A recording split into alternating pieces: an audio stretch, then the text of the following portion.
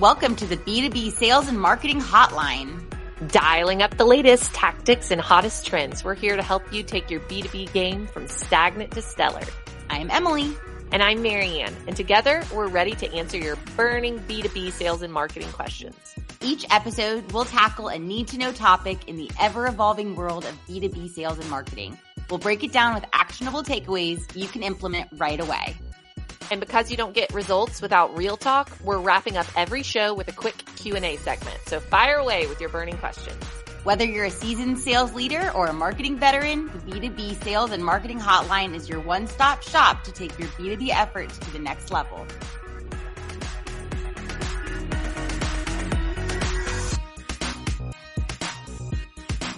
Hi, Emily. Hello. So glad for another episode.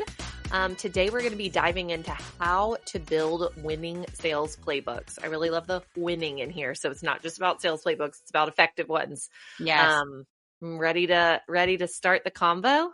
Yes. Yeah. I think this is so timely. I feel like sales plays and sales playbooks have really taken off in the last 5 to 10 years. I've seen, pretty much every company has some sort of a sales playbook. It just might not be formalized. So I'm excited to talk through this and how people can kind of get that on paper and formalize this. Yes. And so just for any listeners out there who don't, really know who we are, our parent company, the Center for Sales Strategy, has been around for 40 plus years, and been building sales playbooks all of those years, or coaching around them at least, for quite a while. And then since our division, Lead G2, started, we have also been a part of that. So we work alongside CSS and we work with clients individually to help them build sales playbooks and really formalize the process of both onboarding new salespeople and teaching processes to current salespeople,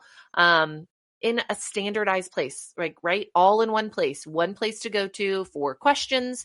Again, our tactic is to build them for new salespeople. So it's all of your questions are answered in one place, but we train all salespeople on using these. It's really a gift to anyone who's in sales for their company to have a sales playbook. Yeah. So think about a sales playbook almost like a true playbook, a sports team would reference a play or, go back into the playbook and see what the next step would be.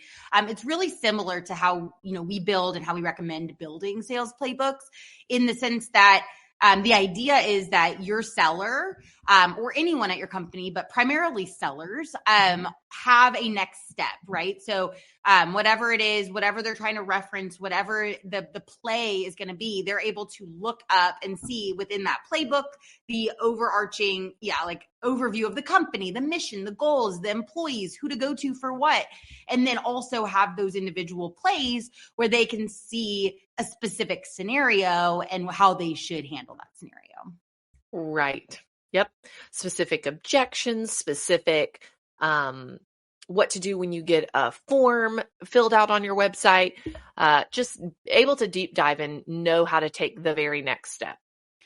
Yeah. And if you are a HubSpot customer and you currently have HubSpot, in the HubSpot platform, you can also build out sales plays too. So, you could formalize a sales playbook in a PDF file or a PowerPoint or wherever, or, you could actually build out some of these sales plays directly within HubSpot with templates ready to go, making sure that sellers, can easily access it within their CRM, which I personally really like that functionality. Yes, absolutely. And it's really continued to just really get better and better. That's definitely something that's caught on and become more popular, and HubSpot has put more effort into making that a really user-friendly experience. Yes, for sure. So Maryanne, what would you say to people listening if they, want to create their own sales playbook? They're ready. They want to kind of formalize and document some of these. What do you think are some of the, winning components of a sales playbook that someone would need to think about? So it's going to be different for every industry, right? Every industry, every company is going to be different. But I would say overarching, making sure that you have your sales process documented, and mapping out that sales journey is really important. I would say your target persona or your buyer persona, and understand who you're selling to is a really important chapter. You want your salespeople to be able to reference exactly who they're talking to and understand who that buyer persona is. Maybe a section about valid business reasons and what your value proposition is and how to craft that message, and different examples of how to create that value while talking to that salesperson, right? So kind of building on the target persona chapter and the sales process chapter and the buyer's journey chapter, and then going into, okay, well, now how do I create my messaging around both of those things? I would add too, one of my favorite things that we do with sales playbooks is like providing battle cards as a chapter. So specifically getting competitor information and then lining up where you and your competitor are alike and different.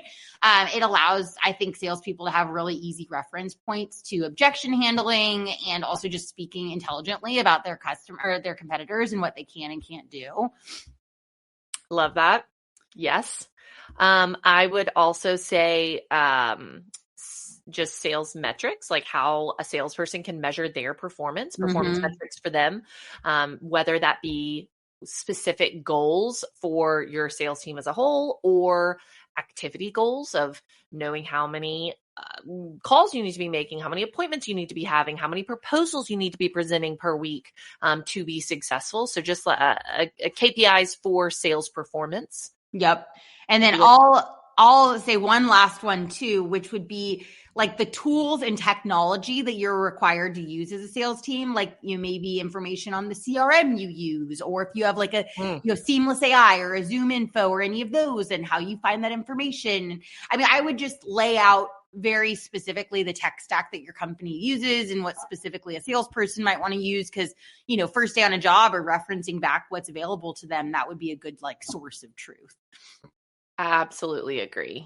As a sales manager, you're going to have that new salesperson coming to you and asking questions about how to use that over and over again. And if you have it documented in a sales playbook, they can easily look back at that to reference. Right. And you could even have like the specific tool and then what you would use that tool for. So you could have, Zoom info, prospecting and pulling lists, HubSpot, CRM, relationship manager, and sales sequences, or you could have very like specific steps for people to use and when to use them. Right. We kind of already talked about customizing the playbook for different sales roles, but maybe we could dive a little more into, I know we said new hires versus experienced reps, but you can really customize a playbook for lots of different sales roles. We've worked with, I'm thinking of one specific client who had salespeople that sold different things. So there were some things that overlapped, a lot of chapters overlapped, but also who their target persona was. And really their sales process was different for different, not everybody was responsible for selling the same things. And so making sure that you can kind of differentiate account managers versus new business sales versus, really tailoring content to breaking out specific sales roles. Yes. No, I think that's a really fair point, specifically around selling different things. I mean, so many organizations I can think of, their salespeople are required or have budgets for specific things, but then they can also sell other things if they'd like. Or, maybe you have a national rep and then some like more local reps or whatever the case is. You could have different chapters for those specific people so they can reference specifically to them. And then if they get a promotion or move into a different role, they would be able to reference back and see, okay, now my new role, here's how it differs from my old role, and have like really clear laid out expectations for themselves. Yeah, I love it. It's so true. And then as far as best practices for actually like, you build this playbook and it's all done, it's pretty and you're ready to go, but how do you actually go about, getting people to use it, adopting it? And I think that this is, generally a theme throughout our entire podcast is, it's not if you build it, they will come. That's not how things work with in getting salespeople and marketing leaders and everyone to actually do what they're paying for. And let's just like pause and soak that in, because that is such a beautiful expectation to set. It really is. It's crucial to understand that building the playbook is not the end of things. Just like building the CRM and setting it up the way you want is not the end of the road. 100%. No. Making sure you're putting the information in, making sure that you're creating a long-term plan of how the sales team is actually going to use the playbook, and how you as the marketing or the sales team or both, the owner of the playbook, is going to update it and revisit it. Yeah, because there's nothing worse than being a seller and going to look at the playbook like you were told to do, and opening up the playbook and it's out of date. And then you have no idea where to go or who to trust, because you were told to reference a playbook that you can see is clearly out of date. So, and then it's hard to buy back that enthusiasm that they once had. So and that trust that and the trust that the information is going to be there. But this doesn't have to be a huge job. It's an important part, but it's a small part time commitment wise. You could set a reminder to quarterly spend an hour checking it and updating it. This is the bulk of the effort really goes in at the beginning of getting it created and then getting salespeople trained. And then it's just there to use. You just don't want it to go sit somewhere to rust and die. Right. Yeah. And that's why, if you are using, HubSpot or any of those, try incorporating some of the plays. So within a sales playbook, we also recommend having sales plays. So, your sales playbook might be like largely around company expectations, goals, about us, who works where, maybe an org chart, things like that. But then when you really get into the meat of the sales playbook, it's those plays, which are, intended for, a specific scenario. A customer decides that they don't want to renew with you. Here's the play you would follow. Or, a deal went to close, lost. Here's the play you would follow. Right. Like having specific plays and moving that type of stuff into HubSpot or into the CRM you're using or into any of, the easier processes online will help sales actually use it. Cause I don't know, I think sales will reference a play when it pops into their brain to reference a play, but it's not as like at their fingertips unless it's like within their platform, right? Like they can easily move a deal to close, lost, and then open up that play. Yes. So it's like that connecting the dots for them within the CRM. Yep. And then I feel like the last thing I would add to this section is just, sales playbooks are not one size fits all. You can't just Google or go to ChatGPT and say, create a sales playbook for my company. This is who we are. I think that the thing that makes sales playbooks, particularly helpful is that they're so custom to who you are, who your salespeople are, who your target audience is, where your standstills are in your sales pipeline and your sales process, and addressing those things. So this is something that should be very custom. This is not something that someone on your marketing team should like whip up on the side in a week. This is something that needs a lot of involvement from your sales director and leaders, as well as your salespeople, to understand where the blind sites are and to create some process to solve for those. So don't try to make this one size fits all. Don't try to borrow somebody else's sales playbook. I think spending intentional time to create something that's going to work for your organization is important. Yeah. And then I love that point, really making it custom, really making it fit your organization, and then building that into your habits. So like, a salesperson comes up to you and says, hey, I'm running into this. Who should I contact? And you say, did you reference the sales playbook? Like having that be the kind of go-to place that will help sellers to use it, right? Like if they're constantly being told to reference it, they're going to have it saved on their desktop. Like they're going to look at it. And it helps create consistency, right? If everybody knows the sales playbook has what to do when you've presented a proposal and the prospect goes silent, well, if all your salespeople are following the same process, that creates consistency. So you have better results. So making sure that even a tenured older salespeople are using the same processes and understand that is. Yeah. And when it comes to making a sales playbook, like if you wanted to go make your own sales playbook, I mean, a really good place to start with that would be to go ahead and start talking to the sales leaders, the sellers, like maybe your best sellers, asking them how they handle situations, like really kind of getting a census of who's doing what and what's working, and then use that to kind of form your best practices playbook. Absolutely. Great conversation. I love talking about sales playbooks, and maybe we can put some extra documentation on some of this in our show notes because we have some great. Yeah, we have like a sample sales play you can download. We have a couple of different things on sales playbooks, so we can attach for sure. Okay. Okay, questions. You ready?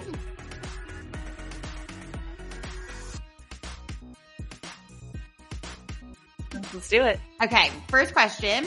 How can we better qualify inbound leads so our sales team isn't wasting time on unqualified prospects? Lead qualification process. So important. Have a lead qualifier. Who is responsible for qualifying leads? It should be somebody who has a process, knows what to do. 1, 2, 3, check out their website for their email domain, where they work.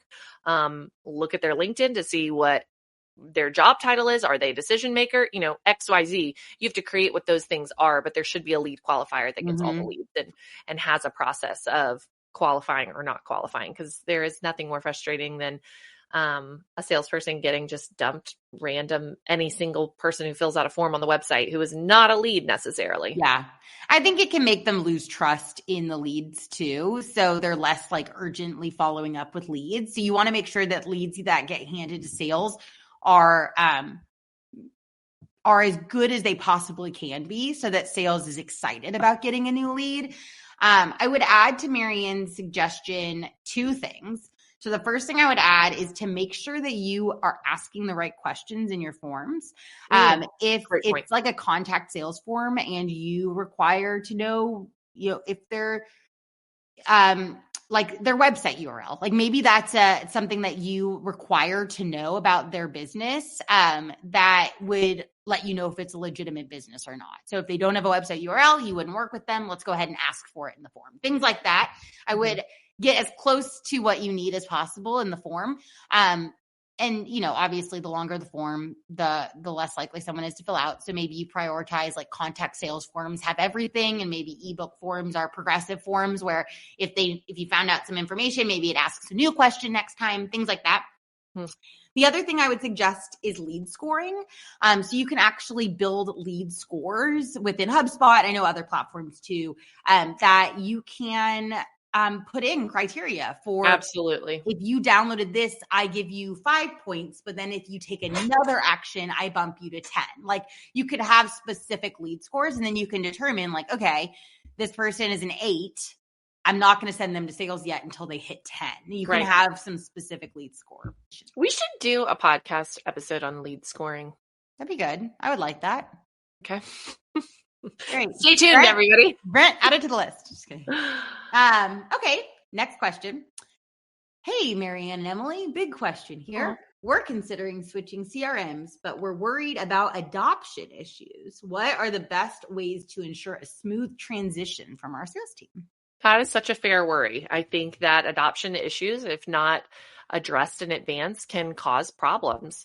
The short answer would be training, setting expectations from leadership, and ongoing training. It's not train and be done. That would be my short answer.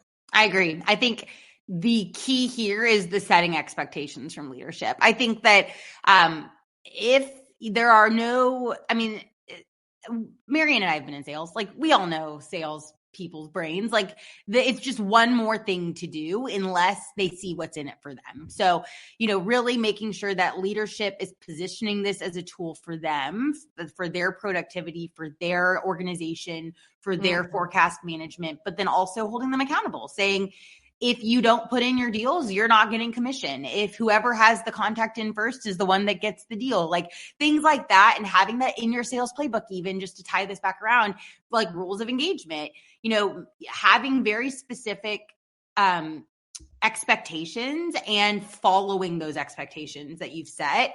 If the first time that someone doesn't put in a deal and doesn't get commission will be the last time that anyone does that, because no one wants that. And so having those clear-cut rules and then following through, that gets adoption real quick. Follow through. Isn't that unbelievable? It's such a simple thing. Like just follow through as a sales leader. Yeah. Just do what you say you're going to do and people listen. Revolutionary.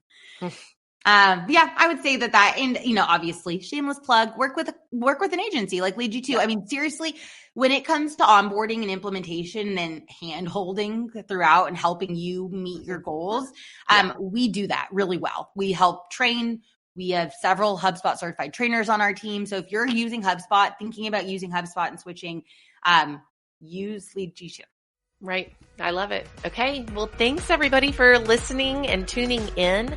Please do share your B2B sales and marketing questions with us. So LinkedIn, you can leave us a voicemail in the show notes, or you can send us an email. Be sure to follow the podcast for more insights and visit Lead G2 website or blog for additional resources. Thank you, everyone. Bye, Maryanne. Bye. Bye. Thanks so much for tuning in to the B2B Sales and Marketing Hotline. Don't forget to follow us wherever you listen to podcasts so that you never miss an episode. And if you've got a question for us, head to the show notes and let us know what's on your mind. And visit our website, leadg2.com, where you can find even more helpful B2B sales and marketing resources.